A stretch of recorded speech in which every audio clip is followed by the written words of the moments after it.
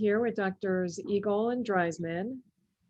And why don't we just get started with you talking a little bit about what led you to ask this clinical question? So, it's interesting. It goes back actually to my residency. I trained under a surgeon named Howard Rosen, who is one of the fathers of fracture surgery in America. He was actually the first one to bring the AO back to the United States in the late 1960s. And I remember him telling me, we're talking about humerus fractures, and he was the one who actually told me that, you can tell the fractures that were going to heal by about 6 weeks, that if, there was no gross motion at 6 weeks, then you knew that was one that was going to go on to heal. And if there was still mobility there, then, potentially that was one that would need surgical intervention, because he was very big on humerus non-unions. And it was something that just, it was part of my training. It was part of, the way I, manage patients when I started in practice. And I did it for years and years. And I always, made a note in the patient's chart, at 6 weeks, if there was gross motion at the humeral fracture site. And it was when a resident asked me about it that I started thinking, I'm like, how come he doesn't know this? I thought everybody knows this, And then I went and I looked in the literature, and I saw, there's nothing really written about this, and there's nothing in a textbook about it. So that was really the impetus for starting the study. And we looked at a consecutive series of patients that I had treated, using this technique, and that's where the data came from. And that's what this, was spurred on. Just like many of my ideas come from questions I get asked by the residents. And can you guys summarize in a few points some of the main takeaways and findings? Yeah, sure. So this project was really examined not just the clinical data points that we normally look at when we think about research in non-union therapy, but really investigated the art behind how we treat these non-operatively. And obviously, if you look at a lot of the papers coming out more and more recently, there's more of an impetus to try to operate on these. But we especially see a lot of these fractures in our fracture clinic when we do treat them with a coaptation splint, followed by a Sarmiento brace. And our main summary is that when you follow these patients out, you really need to examine not just radiographic findings, but clinical findings, especially at various time points as you move farther and farther away from the original injury. At the 6-week time point, we examined fracture site mobility with a gross motion test. So we stabilized the proximal fragment with our hand, and then the distal fragment, we would shuck both an anterior, posterior, and various valgus forces to see if there's any motion at this site.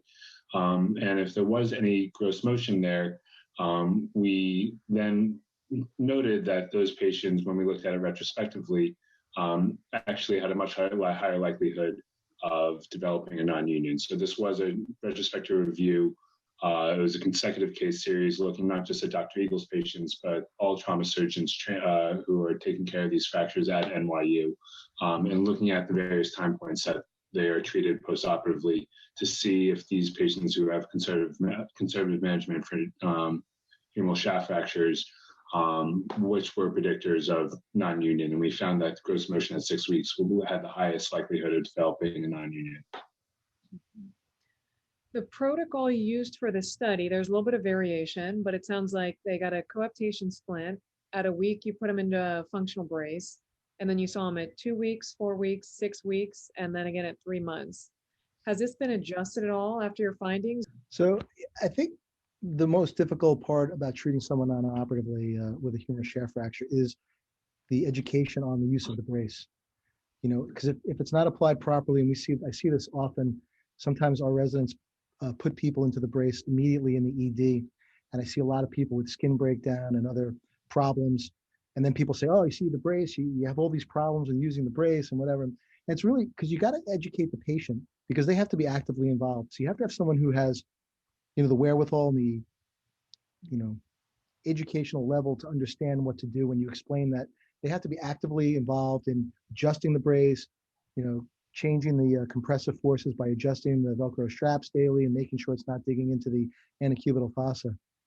So as far as, is the protocol the same? Essentially, yes. We did another study later on where we looked at radiographically if things changed in those 2-week and 4-week follow-ups. And really, after the functional brace is applied, that's pretty much the reduction. People don't tend to lose any reduction, and things tend not to shift once you reach that point.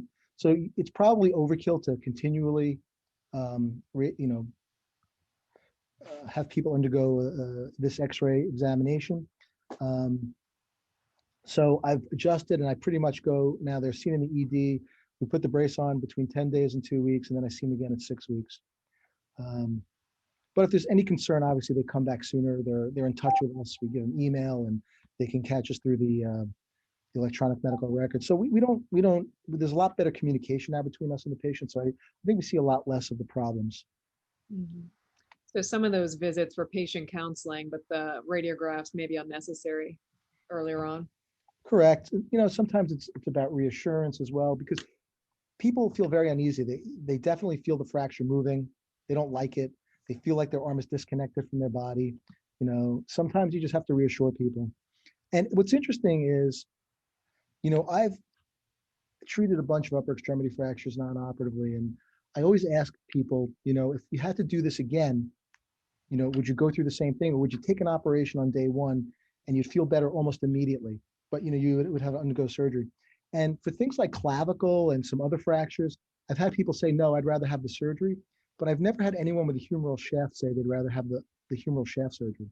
So during this study period, this was 2007 and 2015, 17 of your patients with humeral shaft fractures were treated initially with surgery. Do you think that rate's about the same? Is it higher? Is it lower?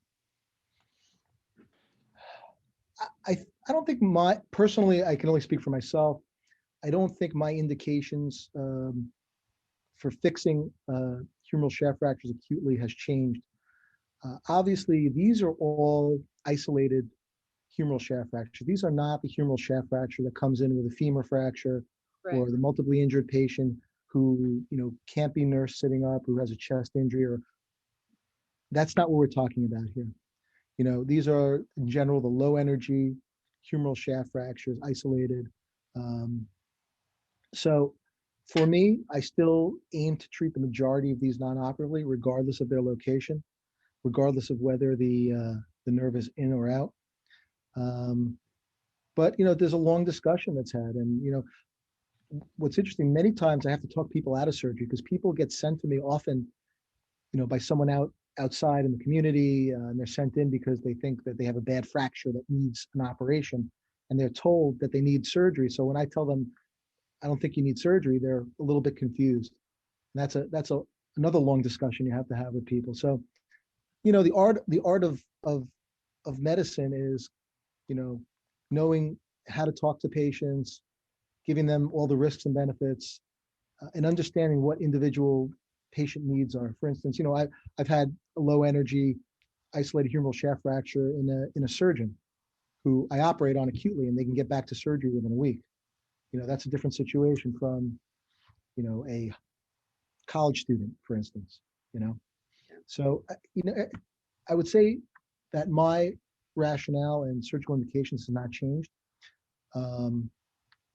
But I think all treatment has to be individualized for the patient. For the general topic of humeral shaft fractures, what do you think still needs to be addressed in future studies? Well, the strength of this study is that it allows us to look at the kind of art behind how to treat humeral shaft fractures, but it doesn't, as a retrospective study, it doesn't look prospectively at various different protocols and whether can you randomly assign one patient non-operative, assign another person operative treatment, and which one is going to do better. I know Dr. Egol, when he educates us often about humeral shaft fractures, the indications for trying to get a proper reduction, those were set in the mid-60s based on papers that really just looked at cosmetic differences rather than actually looking at functional differences. So I think further prospective studies really do need to focus on prospective functional outcome scores, looking at the differences between the two. And again, even when patients obtain union for humeral shaft fractures, it's not a benign course, as Dr. Egol was alluding to. It takes multiple weeks. It is not the easiest healing process. And we really have to be better at assessing how patients are recovering throughout their healing process, and if they're really truly happy with whatever outcomes they obtain, whether it's just a clinical cosmetic outcome, or if it's actually their true functional outcome, whether they're able to do the activities of their normal living. And the other thing that really isn't addressed by any of these things are people's, people's functional and personal demands are a lot different nowadays than they were 20, 30 years ago, or, when in my grandparents' time, right? Patients' expectations. So we don't know if fixing someone's humerus shaft and allowing them to return to work within 2 weeks to a desk job or whatever, that they'll be able to get back to much sooner with an operation, is a significant benefit to them and to society as compared to, treating them functionally as we've done, taking away all the risks and benefits of the intervention itself. But just what does it mean to be